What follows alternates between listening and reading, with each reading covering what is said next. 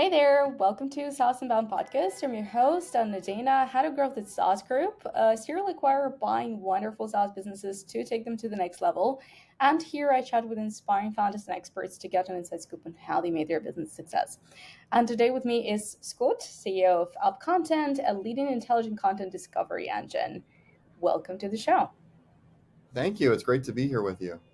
Well, great to have you here. And I mean, obviously, you now also have one of our beloved brands under your umbrella. And I guess we'll talk a little bit about that, how Yeah, Snipply is doing in a new home. sure. But Yeah. before we get there, let's start with your background. Who you are, what brought you to doing what you're doing right now. Yeah, it's maybe a less than linear story on how we got into up content. So I actually started my career doing IT internal audit. So we're doing a lot of like Sarbanes-Oxley 404 audits, which for anybody who knows what those are, I'm sorry. They're really not the most exciting activity to be doing, but it was a great first role out of school where you really learned that you knew nothing about how organizations truly operated and really got to understand the processes, the risks, the controls that they had. And one of those things that I learned during that time was to question a bit of the strategies that were used to create those processes. So why were they so troublesome? Why were they so hard to manage? And so became interested in moving toward a management consulting type role. Found a firm locally here in the Pittsburgh, Pennsylvania area that was doing both nonprofit and for-profit consulting, which was really interesting to see the differences in those areas. Did my MBA in the evenings during that time, met an individual there who was interning at a private equity fund doing a model called a search fund model, which is a really interesting approach to private equity where you would raise a fund and then look for a company to acquire and then move in to that organization in a leadership role, kind of a succession planning option or an entrepreneurship through acquisition option for a family or for an individual that didn't have that logical next step kind of right there for them. You became that liquidity option as well as a way to continue the legacy of what they had built and put together. So I thought that was extremely interesting, and then also realized that I had spent the prior, I think, 5 or so years giving out recommendations, but never actually having to be responsible for fulfilling those recommendations and bringing it to what we had envisioned it would create. And so wanted to get some dirt under the fingernails and really see if anything that I said over the last 5 years was going to be worth it and actually would have worked if it was implemented. So we raised the fund, went out and looked to find that organization, had a great group of investors there. Every single one would be a person that I would love to work with again in a different way.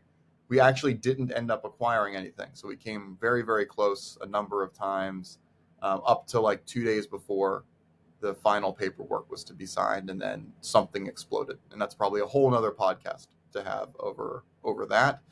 So leaving that, really still had that goal, had that itch to scratch of wanting to really get involved in something, and found a smaller marketing agency here in the Pittsburgh area that was doing kind of the execution of digital marketing strategies. They weren't responsible for developing the strategies. That would usually be either the in-house leadership or a separate agency that was focusing on the strategy side.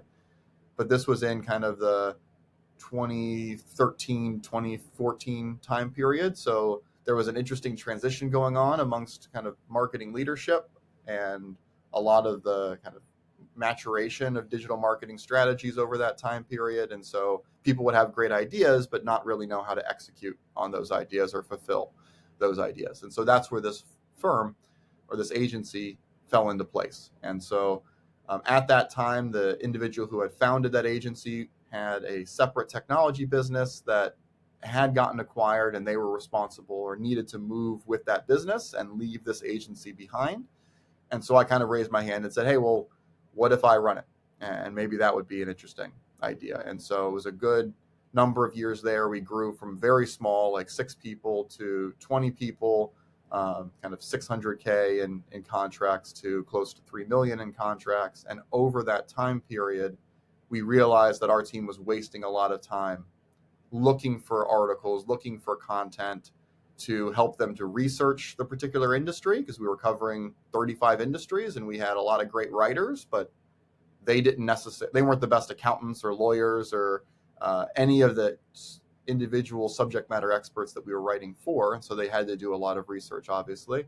But then we also realized that it wasn't a direct correlation between the amount of time I invest in research of a particular industry and the value that I get from it. Because if I don't know where to start, I could just be reading stuff that's taking me in a totally opposite direction of where my client wants me to be writing or how I want to be writing. And so that was really the genesis of UpContent, was developed inside of that marketing agency to make sure that we could objectively identify the right articles for a specific topic area of interest without biasing it by the individual who's looking for that content, or by the publisher or other kind of traditional biasing factors. Oh, well, I'm going to always see the top publishers show up first. Well, in many industries, the most popular outlets are not necessarily the best outlets. And so that was the focus of the creation of UpContent. It was really just supposed to be a tool to be used inside the agency to help us grow, but we didn't have the capital necessary to build out a front end because we were an agency and margins were really thin. And so we chose the integration path and integrated with a technology that probably many are familiar with called Hootsuite, because that was the tool that most of our team was using to manage social for our clients. And their one requirement was, well, there were a few more than one, but the one main one was that you had to make it open. So you couldn't create a closed app on their system. You had to allow others to sign up for it. So we were like, whatever, that sounds great. We'll be app 185, we'll be a little tile buried in this app directory. Who really is ever going to find this thing? Doesn't matter. Let's do it. So we launched it. And then I remember this clearly, like the day after we launched it, we had other people start signing up. And then we had the first person pay us, and we picked some like random number of dollars. Like we didn't have a pricing strategy. It was just like, yeah, this feels right. Let's make it. I think it was like $7 a month or something like that at the time. And then someone paid it, and we're like, what? Is this real? And we spent probably 30 minutes trying to figure out if this was an actual person or this was actual credit card that was being used. And that was really the start of saying, maybe this is something more than just a tool for our agency. And so in 2017, Snipply separated from the agency. We took a couple team members with me and focused on growing that technology. Okay, you mean UpContent, not Snipply yet. UpContent, right, exactly. Yes. See, they're already one in my mind. Right? Yeah, I know. Yes. But that's a that's a cool story of kind of like validating the idea without actually wanting to. But Right. yeah, that's that's great. So who was that first person that bought that technology, and like how the road to figuring out who your customer is and isn't Mm-hmm. developed over the years, and like who are you doing it for right now? Yeah, and it's a very different ICP today than it was when we first spun out. So I think when we first spun out, we kind of were a bit myopic in our view. We created it for a specific person, which was our employee, right? So an experienced content marketer who was familiar with digital tech tools and technology and was working to service a brand. Maybe it was their own brand, maybe it was a brand that they were working for as part of an agency. And so early days, that was the largest swath of our customer base, was individuals like ourselves. And so it was really a time-saving value proposition more than anything else, right? You can use this tool instead and we'll find you the right articles so you don't have to go find them yourselves, and then you can use them for the brand that you're managing. And we still have a number of customers using it that way. And we hope that they're getting more than just time savings now, because we are trying to identify the articles that they expect, but also the ones that they didn't expect to see. However, you can't charge much for that service because it really is a time savings value proposition only. And for many of those individuals, they're only servicing a single brand, right? The brand of their company, or if they are an individual or a kind of solopreneur, it's their own personal brand, but it's also just one brand. And so as we continue to grow UpContent, one of the areas that we saw the greatest amount of value start to occur is when you had a marketing team that had a responsibility to support hundreds or even thousands of brands in the employees that work for the organization that they work for. And so, how do I make sure that you're seeing the articles that you would want to personally share on your own LinkedIn intermixed with company content, and I'm seeing the articles that I would want to share on LinkedIn intermixed with company content? There was an additional layer of compliance for many specific industries like financial services or insurance or banking that had to layer on top of that. So they can't just go out and start recommending content for everyone to share. It has to go through this rigorous compliance process first as well. So another area of value that we could unlock.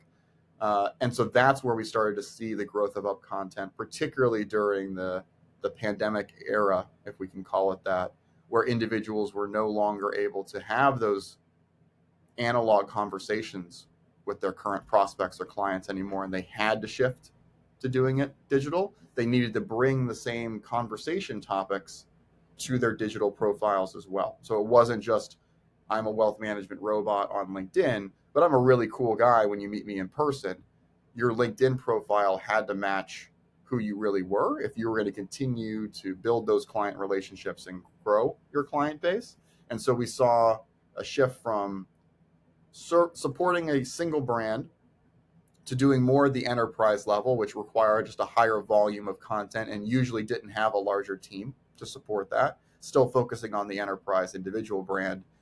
And then more recently, we've seen a shift which has really helped accelerate growth, which is focusing on the individuals inside of organizations where the individual is the product. So these are largely professional services organizations, and I would include areas like healthcare or education inside of that as well, because you're selling the expertise of those who you're going to work with if you choose to go to their institution.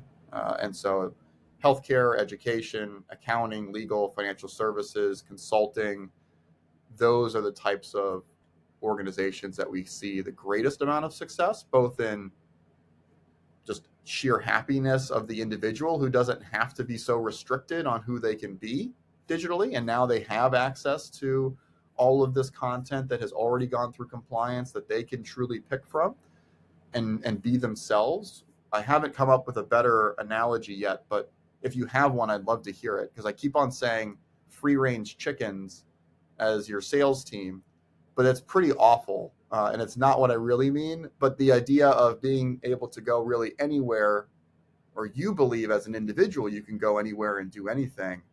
But then as a marketing and as a compliance and as a risk team, we know that on the other side of the hill is a fence. So if they ever try to go that far, they will be prevented from hurting themselves or others by going past that area. And so that's really where we've seen the growth. And that's our current ICP and our current focus area.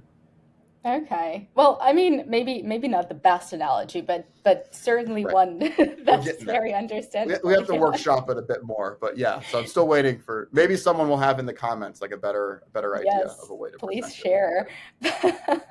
But yeah, I mean, you already started talking about the way you started moving up market, but I guess before we go there, I mean, you started with PLG, right? And then you added sales motion to your current strategy. Like, what were the steps? Was it kind of like an organic process? Was it just Hmm. you like picking up the phone? I don't know.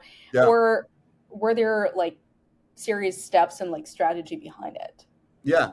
So we didn't really add any sort of direct outbound sales motion until February of this year. So we have been very much led largely through partnerships up until this point. And that's still probably, because it was only February, that's still our largest growth driver, really, is through our partnerships. And these are both partnerships through agencies, so individuals like who we used to be, presenting and utilizing the technology for their own customers or their own clients. So they're including an UpContent subscription in their services because they believe that that allows them to focus their own time elsewhere and do a better job servicing the client.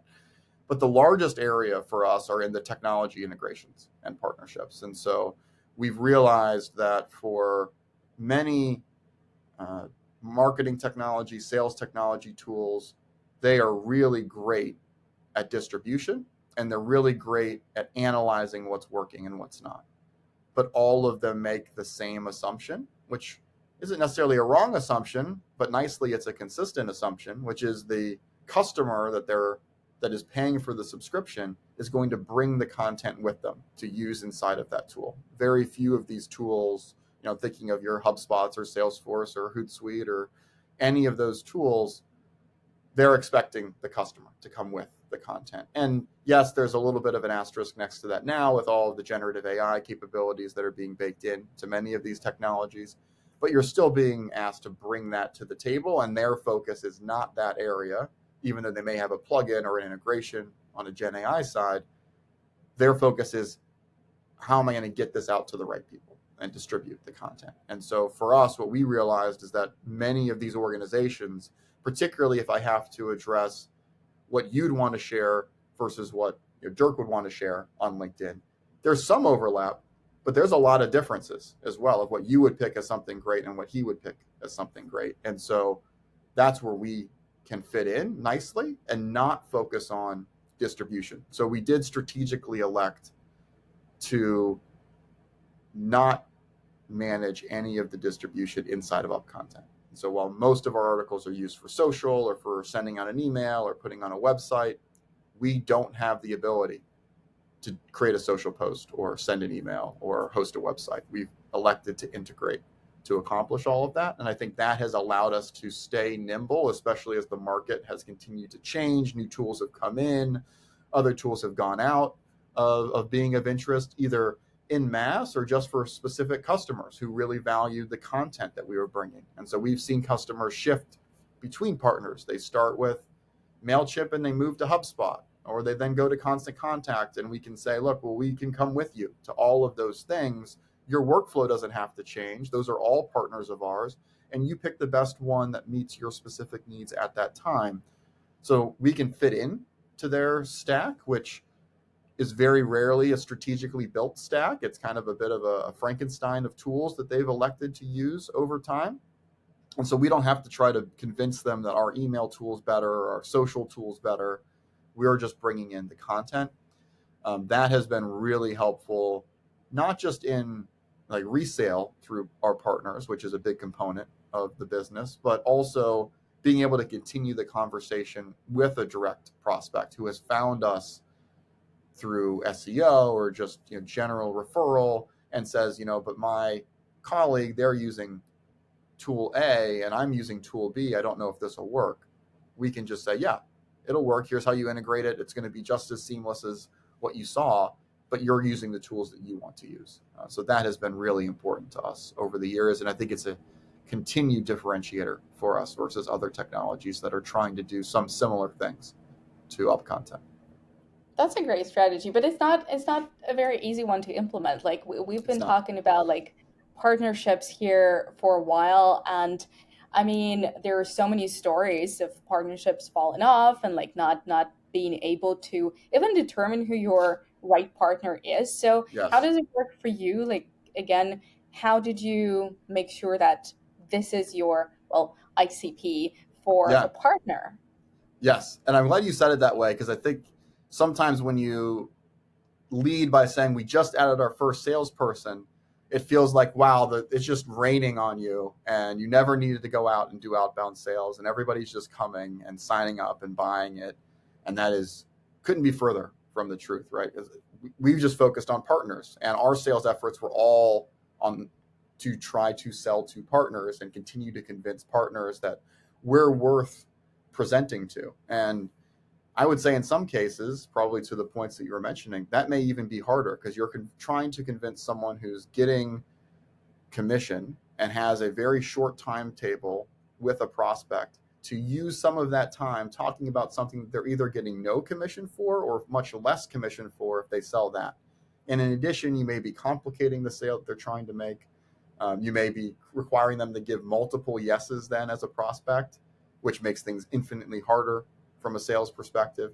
So how do you convince that partner, not just the company, but probably more importantly, the individuals in the company, that you're worth talking about and it's going to actually benefit them as an individual by bringing you up into the conversation.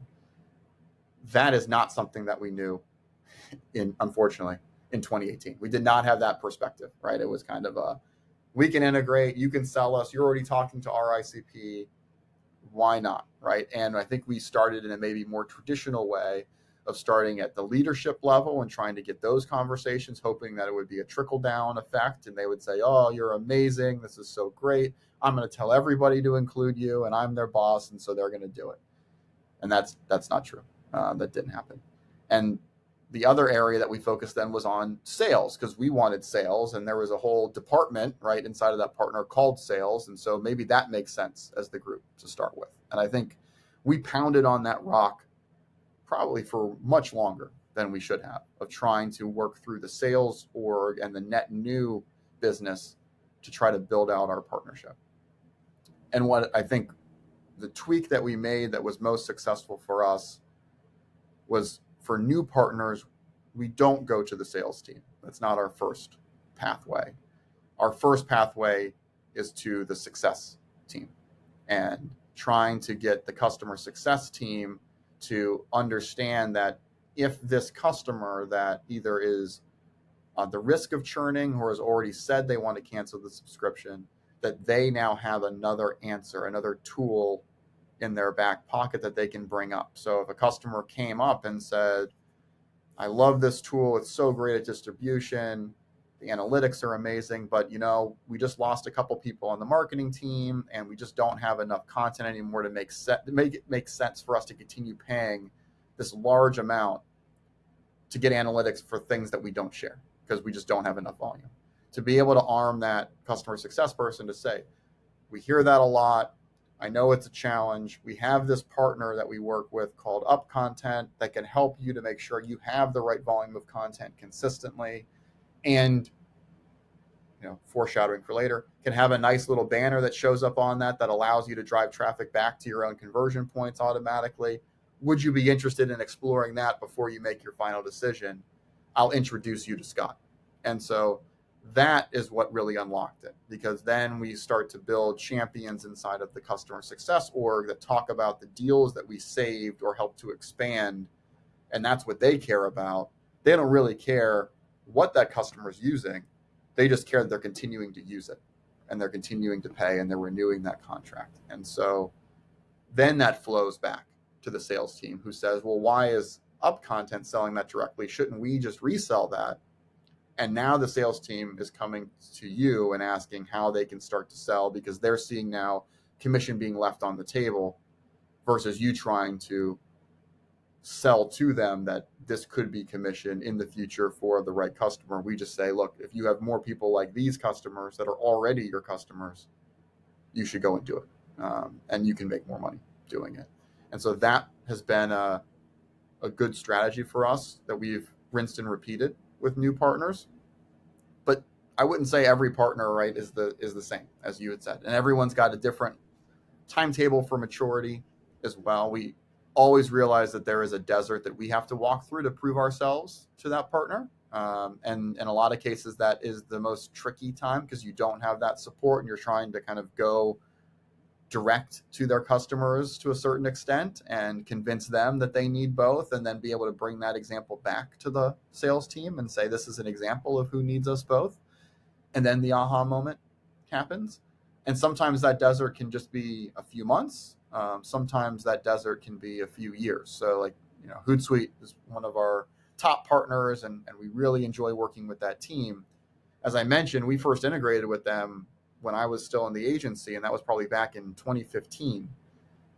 We didn't actually sign a reseller agreement with them until 2020, right? And throughout that time, they were the crown jewel for us of the kind of key partner that we wanted to integrate with and have them be able to sell. And so we did the integrations and did the legwork on our side, started to sell both tools to customers directly, that you should use these two together, and work through customer success. And that's how the partnership motion started. And now we have a much clearer perspective. We don't have to wait 5 years anymore with new partners to get them up and running much Hopefully. better. Yes. But what would you recommend to like early stage companies like who just want, like, seeing your example, they want to have partnerships because it's a great, Yeah, like, once you nail it down, it's a great strategy. it is. What Yeah. would be like the first steps, how to avoid mistakes, what Yeah. to look out for, and how to reach out to the right people? Yeah, I think it's the last word you said is the most important. Of think of the partnerships as between two people. So you as the founder of this organization and the person that you're trying to make contact with, you're not using them as a conduit to get to the company that you want to partner with. Because I think the moment that they sense that they're kind of a pass through vessel for you to try to get to bigger things that you see on the other side of their gate, the more quickly they're going to shut things down because they're uncertain as to whether this is even their job. Are they going to be making mistakes and saying things to you that they shouldn't be saying because they're not in a partnership role. But I think that for us, it's don't go to the partnership team first and say, I want to partner with you. Here's who I am. Because unless you're somehow have perfected the timing, and that's exactly what they're looking for right now, they're also understaffed and have a million things going on, and they have to make sure that the current partners are satisfied and growing and meeting their numbers. Adding a new partner is always a longer term strategy for them. And so if they have short term goals that they have to hit, it's going to be hard to get their attention to want to spend the effort investigating, evaluating, particularly if you're not able to come and say, I am going to bring you, 7 figures in new revenue if you partner with me, because that's really what the partnership team is being evaluated on, is how much revenue are you generating for them. And that was a hard thing for us because we weren't usually the spear of the solution. We were that final puzzle piece in the solution. And so we couldn't say, oh, well, if you partner with us, we're going to give you this whole new pipeline of revenue and of prospects. So if you're like that, what we found is find the individual who is doing some of the motions that you would already want joint customers to be doing. So for us, it's finding someone in customer success who does have a personal brand on LinkedIn, for example, who is sharing external content, not just their own stuff. So they kind of inherently get the importance of what you're offering, and then go to them and really be less of the I want to sell this thing to you, but more of I'm hearing a number of customers who are utilizing your technology. They're seeing value here. If you've got a customer or three to mention that's already using both tools together, that's even better. Even if they're not using it in an integrated format, they're just subscribing to both technologies and putting the workflow together. And ask more for advice. How are you talking to customers who are having these content challenges? Is this something that you're also seeing? With the hope that they come back and say, actually, out of my 30 clients that I'm working with, 3 of them are coming up for renewal and they're classified as red for me because they're not publishing as much as they should be, or whatever your kind of pain point is. And almost make it more of a mentorship or a collegial relationship between you and that person to make them want to introduce this concept to those customers and then introduce it to the rest of the team as a person in success who has now found success for a customer who wasn't having success. And that's the best thing that they could ever do. And now you're the one who helped to make that happen. You'll start to see that wheel spin. But really working with the partnership team, we found is best to be one of the last people that you talk to versus one of the first people that you talk to. Interesting. Thanks for sharing the concept. But I want to come back to something that you said earlier when you were talking about communication with your partners, and I think you said, like, first they're going to talk to their customers, and then Mm-hmm. they will introduce their customers to you personally. And I Mm-hmm. remembered a podcast that I listened with you when you were saying that the team is super lean. I think it was like 3 people, or at least three Yeah. people, like, dedicated to sales or something. Right. Right. So is the team still super small? Like, how hands-on are you? Like, It is what small. is the main responsibility, and what do you love to do? Yeah. So our team is 9 in total. So we are still very lean. We've added a few more, I think, since that last podcast, luckily. But we've got 4 people focused on the engineering side. So I'd say 99% of the product has been built in-house by the team, and there's some strategic reasons for those decisions as well. And then the other individuals are kind of focused on the customer success side, implementation for enterprise customers, marketing, the new sales individual from February who's been doing great, and then myself. I think that rounds out the full stack of team. From the responsibility standpoint, there are a lot of things that I don't like to do that we're doing right now by having a team of 9. So anything that's not, engineering directly, even though kind of product management still certainly partially in my wheelhouse. Marketing's not, luckily, except for a portion of that always is, right? Customer success isn't, except for when it is. Implementation isn't, except for when it is. And then sales is probably a larger chunk still of my responsibility set. Where I like to spend time the most is in the partnership arena. And I think building those partnerships, maintaining those, maturing those, because that involves everything, right? It requires product, it requires marketing collaboration, it requires sales support. And so in most cases, particularly for the partnership opportunities, it will be me navigating that, because there's a relationship there with those individuals, right? I trust them, and I just naturally know how they're going to do their demo and their process or questions they're going to ask. And it makes it feel more like we're part of the same solution. And that was a big realization we had when we initially launched our first partnership. We had done the integration, and it was kind of an iframed version of our tool inside of their tool, but it was still our style guide. It still set UpContent, and it was purple, and their tool was blue and gray, and ours was purple and white. And we could not get the partnership to work. And we were talking to the sales team and trying to figure out what was going on. And they were worried about the multiple yeses. Like, it looked like too many tools that they were trying to sell. And so all we did was change all of the colors and the logos to be their colors and logos with their permission, of course. And we just saw an exponential growth in the number of opportunities that got registered and those that got closed.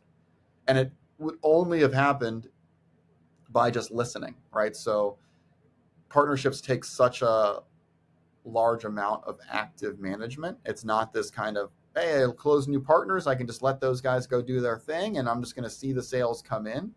I think if you really want the partnership to be successful and continue to be successful, it has to be actively managed, not just at the top level with the partnership team, but being in front of those conversations, making sure that the individuals who are doing the selling or doing the support know that you're there to help them, because they're going to never bring up the idea of something that they don't have all the answers to. And so if they don't feel comfortable talking about it, even if it's the best tool in the world, they will not pitch it. And so they need to know that you're there for them to answer questions, even being present on those calls. And so that's a really exciting piece, because it helps us to understand as well what the customer needs are and hear it from a different viewpoint, because we can listen in on those calls then without them feeling that they're being sold UpContent, hear how they're responding to those pain points that we think they're having. And that's really helped us to shape the product, shape our sales approach, shape how we go to partnerships. But it's still a very individual relationship level. And I think that's what makes it successful. Makes sense. Yeah, I was just having another podcast with a founder who said something that I found really fascinating. He was like, you don't hire, a sales team or VP of sales to figure out your process. You hire them when you've figured out the process as a founder, and then they're Mm-hmm. there to just like take it and accelerate it. So I guess that's your role to figure it Yeah, out, and I I guess you agree. did. I agree. I think that's exactly right. And know that it's going to be infinitely harder for them than it was for you as the Yeah, founder doing the sales absolutely. process or doing the partnership development process. And so it can't just be, well, it worked for me, I don't know why it's not working for you. It's really got to be where you understand that it's going to be infinitely harder for them. So it has to be infinitely easy for you in order for you to expect them to be successful doing it. Yeah, true. All right. So let's get to Sniply, right? And Yeah. well, you already said that there is a team of 4, right, doing your development, And well, we always battle this idea, this dilemma ourselves, build or buy. And well, I guess with Sniply, you decided to buy. And Yeah. first of all, well, yeah, maybe you could tell what Sniply is in the first place. And well, for us, it was a bit of a surprise, like because for our model, we never intend to sell any of our Right. companies, but it just happened that there was such a marvelous fit with you guys that we decided that it definitely needs a new home. So, how did you decide that this is something you want to buy, Yeah. and what are you doing with it? Yeah, so I mean, nicely, Sniply was integrated into UpContent since 2018. So well before we had the conversation about what an acquisition could look like, we'd already been very strong partners with Sniply and thereby SaaS Group. We were partners with Sniply even before this initial SaaS Group acquisition of the tool. So we've seen Sniply through a long period of time. And for us, for those who aren't familiar, I would say Sniply provides you all of the benefits of a standard link shortener that you may have used in the past, with a lot of additional capabilities that you probably aren't even necessarily thinking about a link shortener being able to provide. Namely, what our customers really like using it for is to be able to overlay a call to action banner on the external content that they're sharing while preserving the authenticity of the external content itself. And so it allows, from a compliance standpoint, kind of true fair use of those articles. It also makes it feel a bit more authentic that I, as an individual, have selected this article to share it. But remember that I'm the one who selected this article to share it. And so if you want to have a longer conversation with me, here's what you should do next. It makes it a very clear next step. And so we've always found a lot of value in that, particularly for our focus area, which is all about content that's taking people away from the specific domain of the person who's doing the sharing and the company that they work for.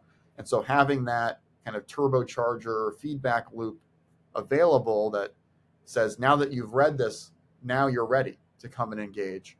We see that drops bounce rates significantly from the traffic that comes back through those channels versus other channels that are coming to the website, because they have that context and that stimulus for why they're coming back.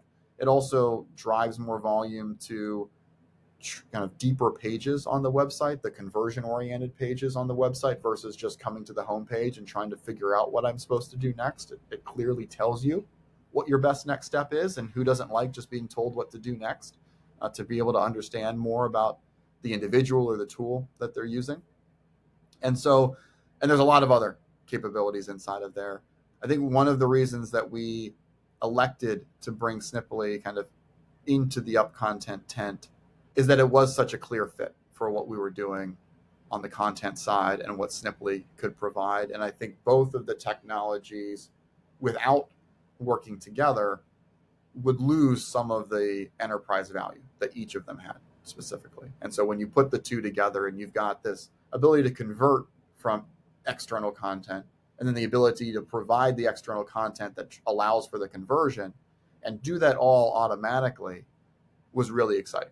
And for us, this was around the same time that we launched a new feature that was kind of leveraging a lot of what Sniply can do, that we call Smart Seller, which allows for I, as a marketing team member, to provide everybody in SaaS Group the same URL of an article that they may be interested in sharing, but based upon the URL variables of how you're sharing that article, I'll know that it was Scott versus yourself versus others on the SaaS Group team sharing the article, and dynamically overlay a call to action banner that's unique to you without you having to go through the process of creating that snip, which is great for real estate agents and loan officers and any salesperson who wants to drive traffic back to their own calendar link. This created that capability, which doesn't exist anywhere else. And so the fact that we kept on investing more and more in how we can make the Sniply UpContent connection more valuable, also, right, created a bit more of a risk that if for whatever reason SaaS Group said, I don't want to work with Scott anymore, I don't like him, it created more of a risk there of us then having to try to backfill that somehow. And so when the conversations got started about, well, what would this look like if the two tools came together? It was something that we naturally wanted to lean into. Yeah, that makes sense. Oh, I mean, like, I can totally see how it's a fit, and the way you talk about it. I mean, you clearly know the use case for it, and it seems like the integration is pretty seamless in your end. Right. So great. I'm really glad it's got a wonderful new home on your side. But just a couple more questions to wrap this up. So the usuals here, what has been so far? I mean, you've been around for a while. You've gone from PLG to sales. You've nailed your partnerships, bought a company. What has been throughout those years the biggest win and the biggest failure? And it could be for you, it could be for a company. Yeah. I mean, I think the biggest win for us was definitely unlocking what we believe, at least right now, is a model for partnership success, right? Because I think that has definitely driven the greatest amount of growth for us, and it will likely be our greatest growth driver going forward, and the ability for us to also partner with competitors of one another. And so we do have a number of situations where we've got partners and we're brought into the same opportunity, maybe in many cases without us knowing, by both partners. And the short list for that prospect includes two of our partners that are competing with one another, and we're involved in both of those solutions. That makes it feel like we've gotten to a point where the partnership is valuable enough that competitors are willing to both integrate with us and make it part of their solution. And so I'm excited to continue investing in the partnership side. That's probably been our largest win. From the largest failure, you had mentioned it, I think it's taken us a long time to get to that point. So it's been, this is definitely not one of those like rapid accelerations. In 6 months, we went to $1 million in ARR. Part of that's because our contract values tend to be smaller.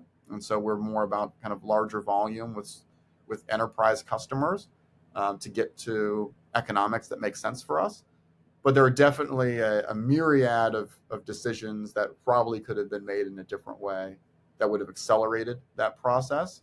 But I don't necessarily regret that, because I think we've learned a lot over that time period, and we're now very confident of what we need to do going forward. And we've raised a comparatively small amount of money over that long time period. And so we kind of over-indexed on the use of time and under-indexed on the use of cash to get ourselves where we are. And I think it sets us up, particularly in this current economic environment, in a really good position versus raising a lot of capital, maybe getting to where we are in half the time, but now having a cap table that doesn't really allow the optionality for how we can bring value back to shareholders and back to those customers of UpContent and Sniply. Right. Yeah. So I guess this is what we call bootstrapper mindset at SaaS Group, right? Just making sure you're very careful, even with the money, sitting in the bank and like wanting Right. to be spent. I think, well, like you said, it's not so much a failure as a learning. And well, the last question is always about a hack, right? So it can Mm-hmm. again can be anything related to any part of the business, maybe partnerships, like how to hack Yeah. partnerships. There's like Yeah. this little nook that helps you, but can be Yeah. anything. Yeah. I mean, I really think when we started working with the customer success side on the partnerships, I feel like that's the greatest partnership hack is working on success, working on those who clearly know the pains of their current customer base. Initially, just to validate if that partnership even makes sense. Hey, I've got a handful of joint customers with you. They're saying these things. You seem like you are doing a great job on X, Y, and Z working with these customers. You have 30 minutes. I just want to run this by you, get some ideas on if this could work or not. Human to human and connection with those who are closest to the current customer base, because those are going to be the easiest ones to sell into versus trying to jointly sell a net new customer through the sales process. I think we often focus on the latter instead of focusing on the former. And that's what often makes partnerships not get to where they need to be, even though they're still going to take a lot of time to get to that point. But at least that there's something there early on and it's worth the investment versus trying to go through all the paperwork and, hey, we've announced a new partnership, and then you're a little tile on a screen and nothing happens. And you've spent all this time and effort just figuring out what the commission structure is when no one cares what it is, because no one's going to buy it. And you don't know why, and you don't know what's going on because you don't have the relationships that you needed. And now they just see you as a partner asking why you haven't sold their stuff yet versus actually working through those relationships that you have on the customer success side. I think that's a hack that can be repeatable with the right mindset. Yeah, absolutely. I think it's a great one. I mean, starting with relationships, it's just like, any other bigger sale, because eventually you're just selling a volume of what your initial offer is. So yeah, starting Exactly. with a relationship really makes sense. Well, thank you so much for sharing that. Right? I mean, it's been great talking with you, and I mean, I'm really fascinated to talk to anybody who nailed partnerships because it's such hard work and it's a lot of Mm-hmm. commitment and it's a lot of time. So like just learning about the way you guys are doing it and the way it works has been really helpful. So thanks so much for telling the story, and thanks so much for taking care of Snipply so well. We're really happy it's with you, and yeah, I'll be happy to do it again sometime. Great. I really enjoyed it. Thanks for making time, and we will take care of Snipply. It's a great addition. Thank you and take care. Thanks.